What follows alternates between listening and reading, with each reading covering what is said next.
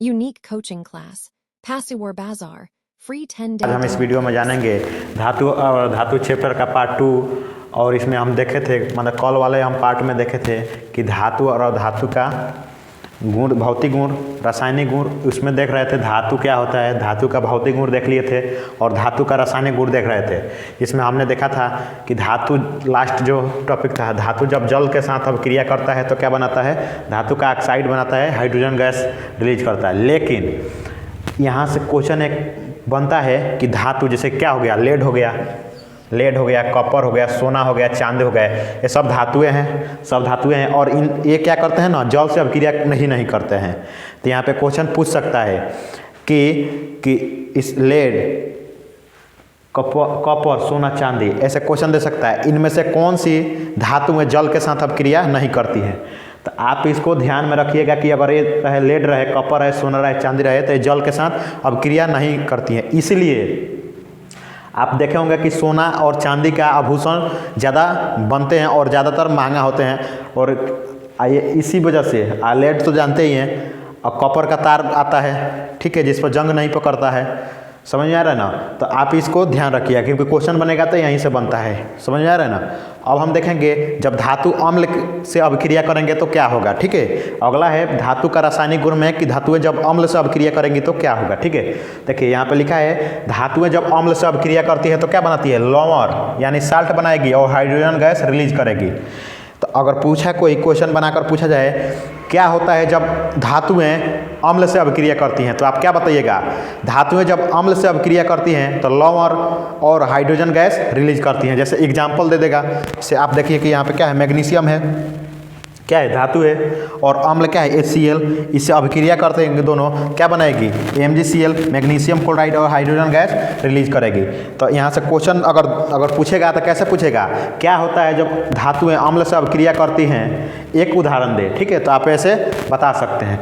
अगला है, इसमें नोट में लिखिएगा, नोट में क्या होगा, सोडियम पोटेशियम अम्ल के साथ तेजी से अभिक्रिया करते हैं। क्यों करते हैं, तो क्यों करते हैं, क्योंकि अधिक क्रियाशील रहते हैं, समझ आ गया ना। तो अगर पूछा जाए कि सबसे तेज अम्ल से अभिक्रिया कौन सी धातुएं करती हैं, तो सोडियम और पोटेशियम, ठीक है। तो ये आप ध्यान रखिएगा। अगला है, नोट में 2 नंबर है, कुछ धातुएं क्या होती हैं, नाइट्रिक अम्ल, जो नाइट्रिक अम्ल होता है HNO3, उससे क्या करते हैं, अभिक्रिया करके हाइड्रोजन गैस रिलीज नहीं करती हैं। ये बात ध्यान रखना लो। तो अगर ऐसा क्वेश्चन और पूछ सकता है, कैसे, कि कौन से अम्ल से धातुएं अभिक्रिया करके हाइड्रोजन गैस रिलीज नहीं करती हैं, तो क्या होगा, HNO3।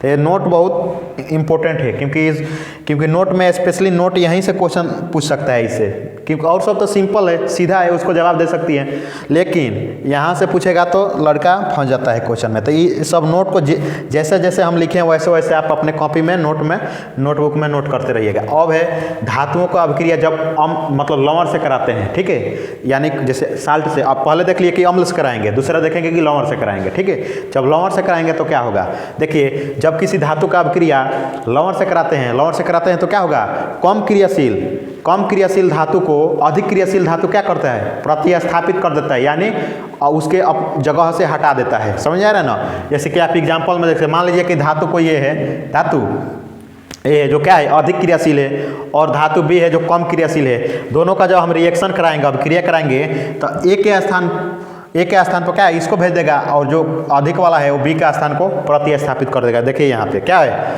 जहाँ पे A था वहाँ पर B आ गया, अब B को हटाकर A हो गया।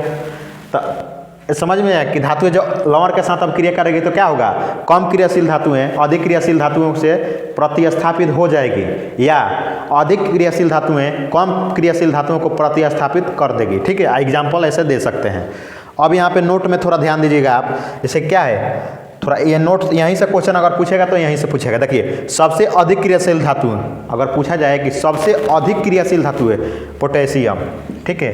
देखिए यहाँ भी था सोडियम और पोटेशियम, ठीक है, जो अम्ल से तेजी से अभिक्रिया करते हैं। क्यों, क्योंकि अधिक क्रियाशील होती हैं, समझ आ रहा है ना। सबसे कम क्रियाशील धातु सोना, समझ में आ रहा है। इसलिए सोना का आभूषण क्या होता है, बहुत दिनों तक रखेंगे ना तो उस पर कोई आपको मतलब ज़्यादातर खराब, मतलब ऐसा नहीं लगेगा कि उस पर जंग लग गया है, समझ आ रहा है ना। तो इसलिए सोना अब क्यों होता है, क्योंकि ये कम क्रियाशील होता है, समझ आ रहा है ना। अब अगला टॉपिक है, यहाँ तक तो हम देख लिए। अब देखेंगे उभयधर्मी ऑक्साइड क्या होता है। उभयधर्मी ऑक्साइड क्या होता है, आप देखिए। वे ऑक्साइड जो अम्ल और क्षार से अभिक्रिया करके लवण और जल बना देते हैं। तो कोई पूछे कि उभयधर्मी ऑक्साइड क्या होता है, तो क्या बोलना है कि वैसा ऑक्साइड जो अम्ल और क्षार से अभिक्रिया करके क्या बनाता है, लवण और जल बना लेता है, उसे उभयधर्मी ऑक्साइड कहते हैं। जैसे एग्जाम्पल में पूछेगा तो एग्जाम्पल दे दीजिएगा। यहाँ पे देखिए Al2O3 है और HCl यानी क्या है, एल्युमिनियम ट्राई ऑक्साइड, और यहाँ पे HCl से अभिक्रिया करके क्या बना रहा है, यहाँ पे लवण बना लिया और जल बना लिया। ठीक है, तो जल H2O हो गया, एल्युमिनियम ट्राइक्लोराइड, यहाँ पे एक क्या लवण बना लिया।